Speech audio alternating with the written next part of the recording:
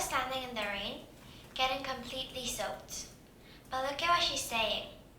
I'm totally fine. This doesn't really make sense, right?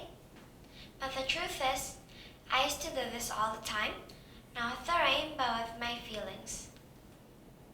I started skiing when I was 7 years old. I trained alone with a coach, away from my mom. I didn't have any friends there, and I made a lot of mistakes. Every time I fell, my coach corrected me again and again. And slowly, I started to lose confidence. But the hardest part wasn't the falling. It was how I felt inside. I felt embarrassed. I felt scared.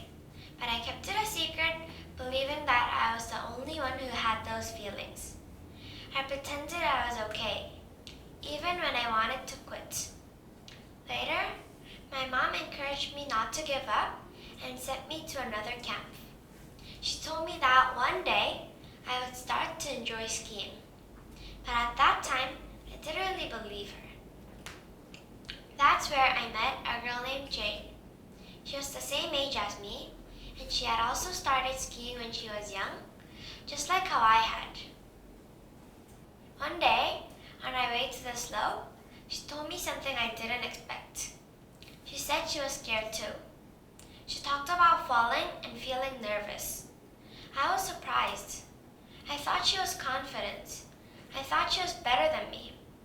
But as I listened to her, I noticed something. I didn't think she was weak. I didn't look down on her. I just understood. That's when something clicked in my mind. If I didn't judge her for being scared, maybe other people wouldn't judge me either. So for the first time, I decided to share my feelings. I told her that I was scared, that I felt like I would never get better. I felt like I could never get rid of my fears of heights, that I felt like skiing would always be something I was afraid of instead of something I could enjoy. And nothing bad happened. She didn't laugh. She understood me. And in that moment, I realized I wasn't alone. Everything around me suddenly became brighter. I knew that I was not the only one, and I knew that someone was there for me, encouraging me. I started practicing more and more, and for the first time in my life, I started to enjoy skiing. After that, things didn't suddenly become easy. I still fell. I still felt nervous, but something inside me felt different. The fear didn't go away, but it didn't feel as heavy anymore. I started trying more because I knew something I didn't know before, that struggling was normal, and that I didn't have to hide it, and knew that someone was going through something similar to me was there for me, encouraging me. I started practicing more, and little by little by little, I started to get better.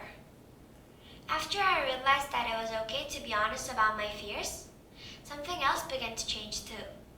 There was one thing I had always been afraid of, the high courses. Whenever I stood at the top and looked down, my legs felt frozen. I was sure I wouldn't be able to make it to the bottom safely, so I usually avoided them. But after learning that being scared was normal, and that I didn't have to hide it, I decided to try. I was still scared. My heart was beating fast, and I almost turned back. But this time, I didn't feel alone. So I took a deep breath, and I went down. When I reached the bottom, I realized something surprising. Instead of fear, I felt excitement. The cold breeze rushed past my face. The snow sparkled under my skis as I slid down the slope.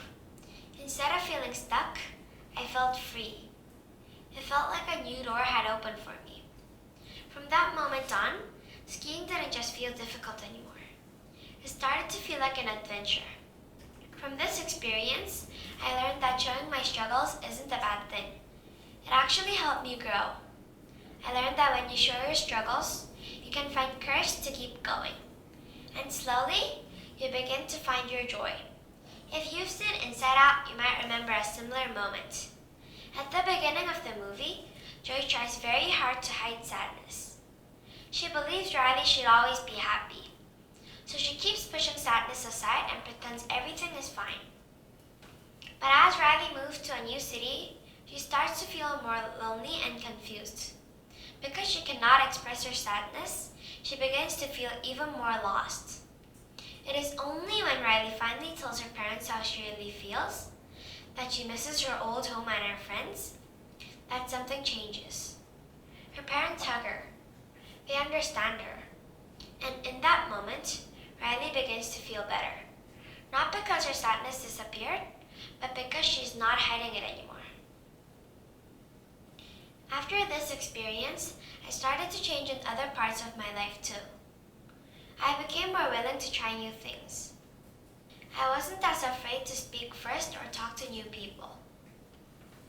Now I try to go up instead of just waiting. I even had the courage to dance in front of others at the school talent show and to give a speech at the school speech contest. And now I'm standing here giving this TEDx speech. So the next time you feel like you're standing in the rain, don't pretend everything is okay.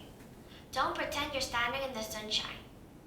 Because the moment you say, I'm having a hard time, might be the moment everything starts to change.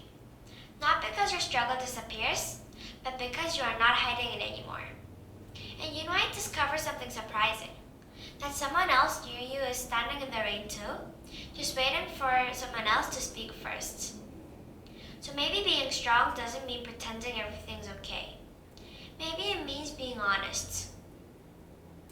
And sometimes, the simple words, I'm not okay, can be the beginning of courage, joy, and hope. Thank you.